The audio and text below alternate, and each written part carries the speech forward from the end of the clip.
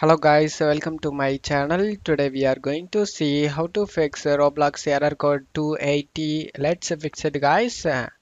This solution will work 100%. You just need to open up Chrome and search for Roblox download. Select the first link. Select the download Windows option. After getting download done, you just need to click on it and install the Roblox.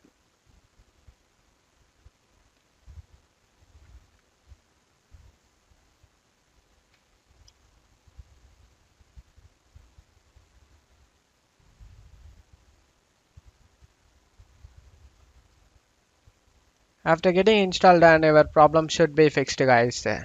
After that, you can play the game without having any errors. And that's it for today's video, guys. Give me a like and subscribe. Thank you.